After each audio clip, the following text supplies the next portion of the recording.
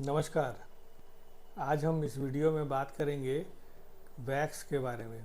यानी कान में जो गंदगी बनती है वो क्यों बनती है, उसका क्या काम है और इसे साफ़ करना चाहिए या नहीं करना चाहिए या कैसे करना चाहिए।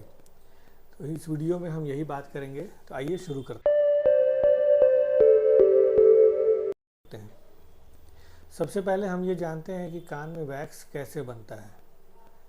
कान का जो छेद है, ये जो छेद है, इसके अंदर स्किन की लाइनिंग है। जैसे हमारे ये हाथ पैर में स्किन है, वैसे ही स्किन की लाइनिंग है। और वो स्किन की लाइनिंग जो है हमेशा बदलती रहती है। यानी पुराना स्किन जो है वो झड़ जाता है और एक नया स्किन उसकी जगह जगह ले लेता है। तो ये प्रोसेस हमारे शरीर में हर जगह जहाँ भी स्किन है वहाँ होता है। तो कान के अंदर भी होता है। तो ये कान के अंदर जो डेड स्किन है वो झड़ के कान के एक छेद के अंदर गिरती है। फिर वो धीरे धीरे आगे बढ़ती है और हमारे कान में कुछ ग्लैंड्स होते हैं जिसे हम बोलते हैं सेरुमिनस ग्लैंड। यह सेरुमिन को सिक्रीट करता है। सेरुमिन अगर हम सिंपल भाषा में बोलें तो वो एक तरह का वैक्स है, जो मोम हम बोलते हैं, मोम जैसा पदार्थ वो बनाता है। वो मोम जैसा पदार्थ डेड स्किन के साथ मिक्स होके जो वैक्स हम लोग कहते हैं, कान के अंदर जो वैक्स है वो वैक्स का शक्ल लेता है और वो धीरे धीरे मूवमेंट होके कान की बाहर की तरफ आता है और खुद ब खुद बाहर निकल जाता है। हमारे कान के अंदर जो वैक्स का मूवमेंट है या डेड स्किन का जो मूवमेंट है, औसतन 2 mm पर डे, यानी 2 mm पर डे के हिसाब से वो अंदर से बाहर की तरफ खिसकता है। इसमें बहुत सारी चीज़ें हैं जो उसे बाहर की तरफ धकेलने में हेल्प करती हैं। जैसे जब हम बोलते हैं या जब हम चबाते हैं तो हमारे जॉ मूवमेंट से भी वो आगे की तरफ निकलता है और वो बाहर आता है। ये तो हुआ वैक्स क्यों बनता है और कैसे बाहर आता है। लेकिन इसका वैक्स का काम क्या है। वैक्स का 2 बहुत महत्वपूर्ण काम है। एक, जो हमारे कान में डेड स्किन है, अगर वो बाहर निकलने का कोई प्रोसेस ना हो तो हमारे कान के छेद को बंद कर देगा और इससे हमें सुनाई बहुत कम देगी। दूसरा सबसे इम्पॉर्टेंट बात है कि वो वैक्स जो बनता है वो एंटीबैक्टीरियल एक्शन भी होता है और हमारे कान को इन्फेक्शन से बचाता है। तो सवाल है कि क्या वैक्स को क्लीन करना चाहिए। जवाब है अपने से तो बिल्कुल भी नहीं करना चाहिए। ऐसा करने से कान में चोट लग सकती है और जैसा कि हम जानते हैं बच्चों को स्कूल में भी पढ़ाया जाता है, किसी चीज़ को कान में डालने से कान का पर्दा भी फट सकता है और यह बड़ी समस्या हो सकती है।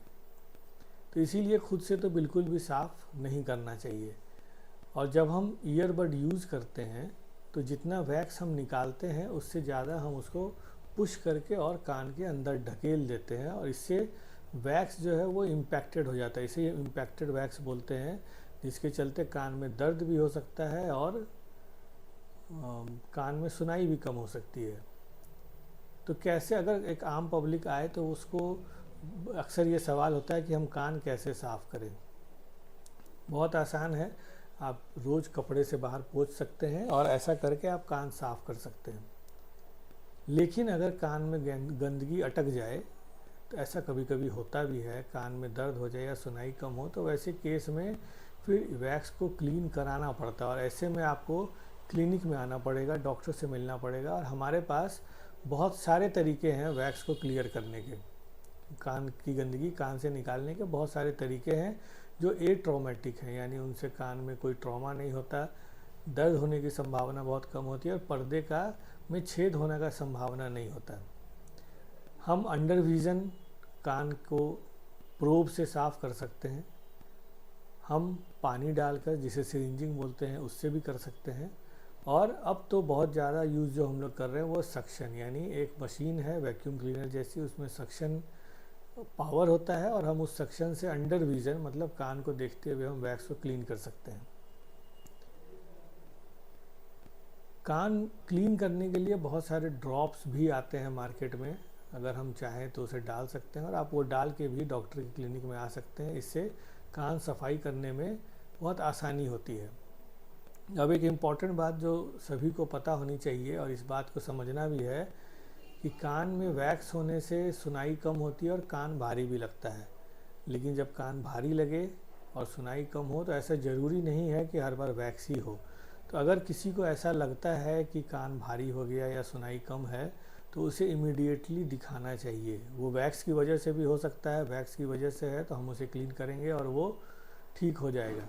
लेकिन उसमें और भी बहुत सारे रीज़न की वजह से हो सकता है, जैसे सुनाई कम हो जाना, नर्व की खराबी हो जाना, और ऐसे केस में इमीडिएट ट्रीटमेंट करना ज़्यादा ज़रूरी है, ताकि हम जो प्रॉब्लम नर्व में हो रही है या सुनाई का जो दिक्कत है उसे हम जल्दी ठीक कर पाएँ। तो आशा करते हैं इस वीडियो से आपको समझ में आया होगा कि वैक्स क्यों बनता है और इसे कैसे साफ़ करना चाहिए। इसके साथ मैं वीडियो समाप्त करता हूँ। धन्यवाद।